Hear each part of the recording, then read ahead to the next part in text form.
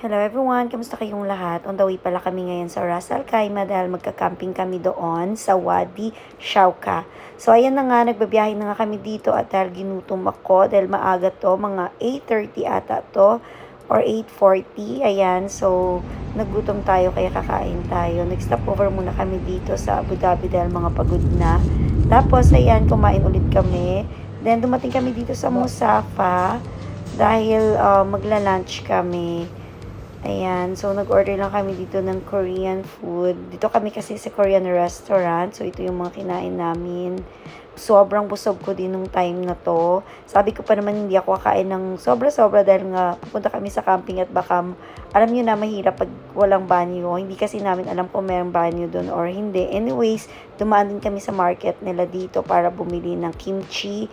And then, biyahe ulit kami papunta na doon. Dire-diretso na yung biyahe namin dito kaya talagang mapapagod ka. So, ayan na nga. Oh, ayan. Gusto kong matulog pero ayoko naman matulog kasi syempre nakakaya naman sa nagmamaneho, 'di ba? At saka lahat kami dito hindi naman natulog. Pero alam ko na idlip ako dito na hindi ko namamalayan. So, ayan na nga. Nakarating na nga kami dito sa Dubai. Dubai pa lang kami. So, mga 1 hour and 30 minutes pa yung babiyahin namin. So, ito kain na naman kami ulit. Actually, umabot ng 7 hours yung biyahe namin dahil nga mahina lang yung, mabagal lang yung biyahe namin kasi syempre safety first tayo. And finally, nakarating na nga kami dito sa Ras Al Khaimah, dito sa Wadi Shauka. Promise, ang ganda ng lugar. Kung mahilig ka sa nature, ayan, panalo dito. Kasi maririnig mo yung mga ibon, yung batis mismo. Ipapakita ko sa video mamaya. So, ayan na nga, ayos na nga kami dito ng tent kasi puno talaga, maraming tao, sobrang dami ng tao kaya dito kami sa pinakadulo. Tingnan nyo naman, chill muna ako dito kasi sobrang init din. Hindi naman sobra pero mainit talaga. So ayan na nga, na-set up na nga namin yung tent namin. So ito yung view, o diba? Ang ganda ng view namin. Then nagutom na nga kami dito kaya nag-prepare na kami dito ng steak at saka ng hotdog. Ang sarap ng kain namin dito. Grabe. 1 week searching.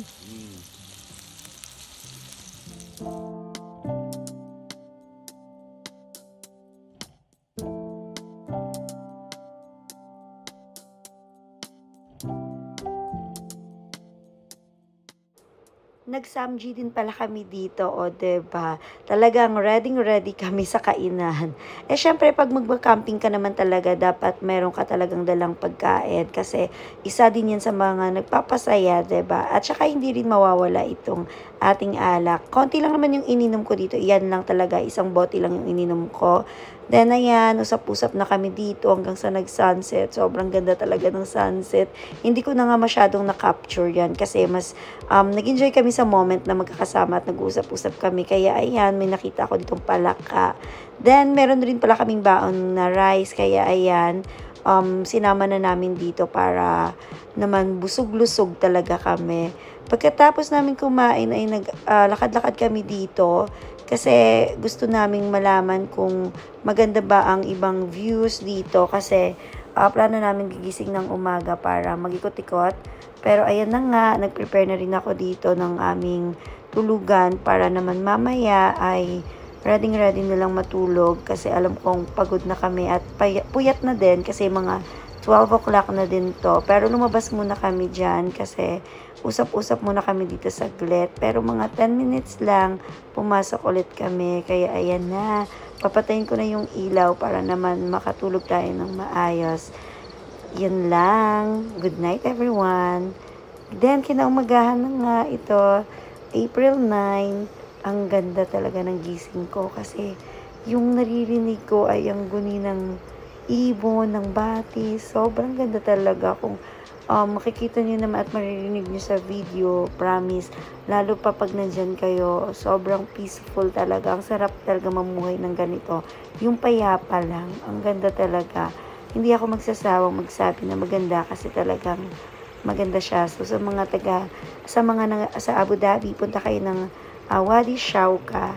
Actually, marami pa ditong mas magaganda yung sa Batis. Kasi may Batis pa din dito na talagang pwede kang maligo. Yung sa amin kasi, hindi na kami nakapunta doon kasi 30 minutes pa at lalakarin, masyado nang malayo at medyo mainit na din at saka meron pa kaming pupuntahan kaya hindi na kami nakapunta doon. So, ayan na nga, nag-aayos na nga ako dito kasi magpe-prepare na kami ng breakfast namin. Actually, na-ready naman na namin din kagabi kung ano yung lulutuin namin. So, before that, ayan naman, tignan nyo yung view namin. Talaga naman, ang ganda, 'di ba? So, safe naman, wala namang masyadong lamok. Walang lamok, actually, hindi ko naramdaman yung lamok. So, pinakuha ko na dito sa ESO ng tubig para ihugas sa mga gamit namin at para naman makaready na kami sa pagluto. Simple lang naman yung lulutuin namin. Magbe-burger lang kami. Pero bago ako magluto dito ay ipapakita ko sa inyo yung sunrise. Hindi nga siya masyadong kita. Pero kahit pa paano naman meron, 'di ba? So, yun na nga. Naglagay na nga ako ng butter dito para makapag-simula na ako ng paglagay ng tinapay. Kasi durug-durug na talaga yung tinapay namin. Kasi nga na sobrang dami naming gamit. Anyways, ayan na nga, nagluto na din ako ng patty kasi mag-burger nga kami. So, tagdadalawa kami dyan. Walang labis, walang kulang. Kaya talagang sobrang nabusog din kami sa breakfast namin. Kasi ang sarap naman talaga, lalo pag nilagyan namin siya ng melted cheese. Grabe. Tapos may egg din kaming pinrito. Nahirapan pa nga ako sa pagprito nito kasi wala talaga kaming masyadong dalang gamit na pangkuha ng egg. Ayan na nga. O, diba? Ang sarap-sarap. Syempre, hindi kompleto yan pag walang kape, diba? Kaya, ayan, nag-init na din ako dito ng kape. Tapos, nagtimpla na din, nag-init ako ng kape. Nag-init ako dito ng tubig para pang timpla ng kape. O, diba? Nabubulol na naman ako. So, ayan na nga. Pagkatapos nga namin mag-breakfast, ay dumiretso na nga kami dito sa Fujairah. Biyahe na kami papunta ng Fujairah. Promise guys, ang ganda ng view, promise. Ang ganda ng mga nadadaanan namin na view, lalo pa bukas yung aming window. Mas lalo namin na-feel yung ganda talaga. Mag-vlog mo na lang, walang tao, pero naka-open. Kala mo may... O, diba? Walang tao po. Dahil dito nagsumikat ako.